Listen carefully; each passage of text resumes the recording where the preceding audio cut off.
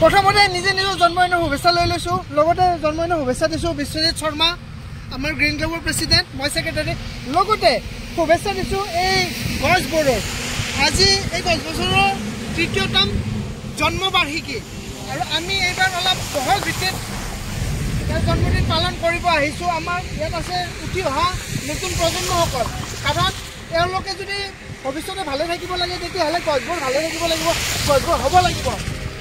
আমি আছোঁ নলবাৰী বৰকুৰা চকত হয় হ'লে ইয়াতে এনেকুৱাকৈ গছবোৰ ৰোৱা গৈছিল আজি ভাল কথা যে গছবোৰ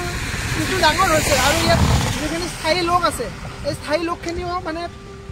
ইয়াত বহুতখিনি ভাল পোৱা বুলি কৈছে ভালটো পাবই দিয়কচোন কাৰণ গছ থাকিলেহে মানুহ থাকিব ধন্যবাদ নমস্কাৰ আমি উপস্থিত আছোঁ নলবাৰী বৰকুৰা চকত যি জায়গাত আমাৰ দেশৰ প্ৰধানমন্ত্ৰী শ্ৰীযুত নৰেন্দ্ৰ মোদী ডাঙৰীয়া আহিছিল আৰু তেখেতক আমি নলবাৰীলৈ স্বাগতম জনাইছোঁ কাৰণ আজি আমাৰ প্ৰতিজন নলবাৰীবাসীৰ বাবে ই এক গৌৰৱৰ কথা তেখেত অহাৰ কাৰণে আমাৰ এই অঞ্চলটোৰ বিভিন্ন ঠাই মানে যথেষ্ট সাল সলনি বা পৰিৱৰ্তন কৰিছে যিটো বস্তু নিশ্চয় এটা মানে প্ৰটোকলৰ কথা আছে তাৰ লগত কেইটামান মানে বিপৰীতপন্থী কথাও আমি ইয়াত লক্ষ্য কৰিছোঁ এইকেইটা হ'ল আমাৰ ইয়াত কেইডালমান গছ আছে এই গছকেইডাল মানে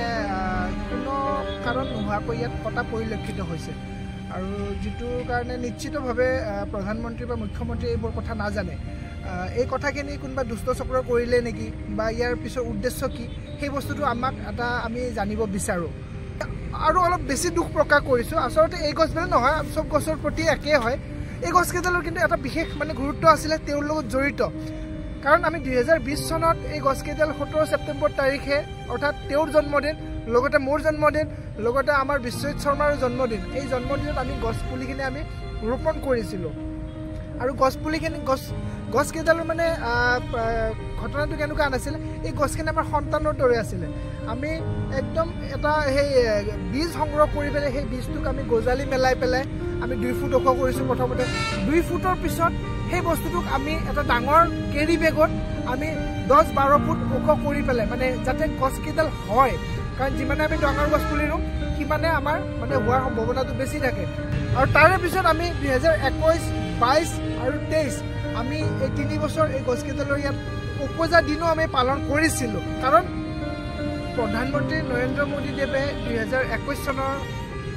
যিখন গ্লাছগোত ক্লাইমেট সামিট যিখন হৈছিল তাত এটা অতি গুৰুত্বপূৰ্ণ প্ৰস্তাৱ ৰাখিছিল গোটেই বিশ্ববাসীৰ বাবে क्लाइमेट चेंज में लाइफस्टाइल की एक बहुत बड़ी भूमिका है मैं आज आपके सामने एक वन वर्ल्ड मूवमेंट का प्रस्ताव रखता हूं वन वर्ल्ड एक शब्द क्लाइमेट के संदर्भ में वन वर्ल्ड एक विश्व का मूल आधार बन सकता है अधिष्ठान बन सकता है ये एक शब्द है लाइफ LIFE यानी लाइफ स्टाइल फॉर एनवायरमेंट ये ऐसे विषय है जहां हम में से प्रत्येक को हर रोज कॉन्शियस चॉइस करनी होगी पूरी दुनिया में करोड़ों अरबों लोगों के हर रोज की ये चॉइसेस क्लाइमेट चेंज के खिलाफ लड़ाई को हर दिन बिलियन स्टेप्स आगे ले जाएगी मुझे विश्वास है कि ग्लासगो में लिए गए निर्णय हमारी भावी पीढ़ियों का भविष्य बनाएंगे और सुरक्षित और समृद्ध जीवन का उपहार देंगे ফৰ এনভাইৰনমেণ্ট কি বস্তু মই এটা উদাহৰণ সহায়ত মই বুজাবলৈ যত্ন কৰিম আমি কিছুদিন আগতে এটা নেচাৰ কেম্প পাতিছিলোঁ য'ত আমাৰ নলবাৰী জিলাৰ বিভিন্ন স্কুলৰ পৰা প্ৰায় 50জন ল'ৰা ছোৱালী আছিলে আৰু সেই প্ৰগ্ৰেমটো আছিলে আমাৰ এক ৰাতি থকাৰ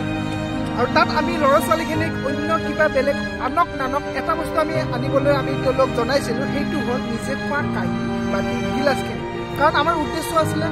জিৰ' ৱেষ্ট আৱৰ্জনা সৃষ্টি নকৰা বৰ্তমান সমগ্ৰ পৃথিৱীতে এই আৱৰ্জনাটো ডাঙৰ সমস্যাৰ সৃষ্টি কৰিছে কি লাগে প্লাষ্টিক আৱৰ্জনা হওক কি লাগে ঘৰুৱা আৱৰ্জনা হওক বা সি লাগে যিকোনো ধৰণৰ আৱৰ্জনা হওক গতিকে এই বস্তুটো কৰা মানে আমি সেই গিলাচ প্লেটখিনি আনা মানে আমি যিখিনি আৱৰ্জনা আমি খোৱা কাঁহীখন বা আমাৰ বস্তুটো বা আমি ইভেন কলপাত বা কল দনাও আমি ব্যৱহাৰ কৰা নাই, কাৰণ সেইটো এক প্ৰকাৰৰ যদিও আমাৰ পচনশীল তথাপিও এক প্ৰকাৰৰ আৱৰ্জনা। গতিকে সেইটো হ'ল আমাৰ এটা উদাহৰণ। দ্বিতীয় কথা, ইয়াত যিখিনি গছ কটা হৈছে সেই গছখিনি নাকাটি পেলাইও আমি পৰিৱেশৰ বাবে জীৱনশৈলীক সমৰ্থন কৰা উচিত, কাৰণ যি সময়ত গোটেই পৃথিৱীতে প্ৰদূষণৰ মাত্ৰাটো অত্যাধিক হ'ব ধৰিছে আৰু আমাৰ নলবাৰী বা আমাৰ গুৱাহাটীও আমাৰ গোটেই ভাৰতবৰ্ষৰ ভিতৰত আমি প্ৰদূষণত এটা স্থান দখল কৰিব সক্ষম হৈছে। গতিকে সেই সময়ত গছৰ এটা ডালো যথেষ্ট গুৰুত্বপূৰ্ণ ভূমিকা গ্ৰহণ কৰে। গতিকে তেনেস্থলত পৰিৱেশৰ বাবে জীৱনশৈলীটো কেনেকুৱা হ'ব ফুটবেলে নকওঁ, মানে কিছুমান VIP বা VVIP অহাৰ কাৰণে আমি ৰাস্তা এটা বনাব লগা হ'ল আৰু তাতে আমাৰ কিছুমান গছ আহি পৰে। ঠিক সেইখিনি সময়তে আমি যদি সেই 10 ফুট অলপ হয়তো আমি দূৰেৰে ঘূৰি আহিব লাগিব, আমি 10 ফুট দূৰত যদি আমি দূৰেৰে ৰাস্তাখিনি বনাব পাৰোঁ, তেতিয়া ধৰি লওক আমাৰ এই গছখিনি নাকাটাকে হয়। গতিকে সেই বস্তুটোক আমি অলপমান কৰিব লাগিব ব্যৱহাৰিক। সেইটোৱে হ'ল lifestyle for environment. Narendra Modi ডাঙৰীয়াই কনচিয়াছ চইচ বোলে শব্দ এটা তেওঁ কৈছিলে, আৰু কনচিয়াছৰ শব্দটো হ'ল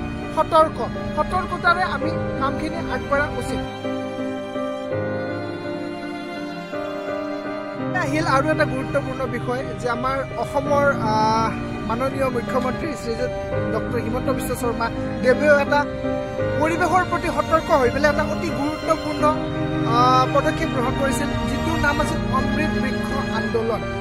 আৰু অমৃত বৃক্ষ আন্দোলনটো বৰ্তমান সময়ত সঁচাকৈ বহুত সময় উপযোগী এক পদক্ষেপ আছিল। যে অমৃত বৃক্ষ আন্দোলনত আমাৰ মানুহখিনিয়ে মানে এনেকুৱা এটা লাগিছে, কিন্তু অপ্ৰিয় হ'লেও সঁচা কথা, মই কাকো দোষা দিয়া নাই, এনেকুৱা এটা হৈছে যে আমি অমৃত বৃক্ষটো আমি কিবা এটা ফটোগ্ৰাফৰ কাৰণে আমি গছখিনি ৰুইছোঁ নেকি? আচলতে সেইটো নহয়। মুখ্যমন্ত্ৰী মহোদয়ে মানে ভৱিষ্যতৰ চিন্তা কৰি পেলাই আমি প্ৰতিগৰাকী আই মাতৃক বিশেষকৈ মানে এই বস্তুটোৰ কাৰণে আহ্বান জনাইছিল। আৰু অমৃত বৃক্ষ আন্দোলনটোৰ বিষয়েও আমি সাধাৰণ মানুহখিনিয়ে সঁচাকৈ তাৰমানে গছখিনি হওক বুলি, বহুত জেগাতো কি হৈছে গছৰ ঠাইত গছৰ ডাল ছিঙি আনি ৰোৱাও মানে ৰেকৰ্ড আছে। গতিকে অমৃত বৃক্ষ আন্দোলনটোকো আমি সমৰ্থন কৰা অতি প্ৰয়োজন।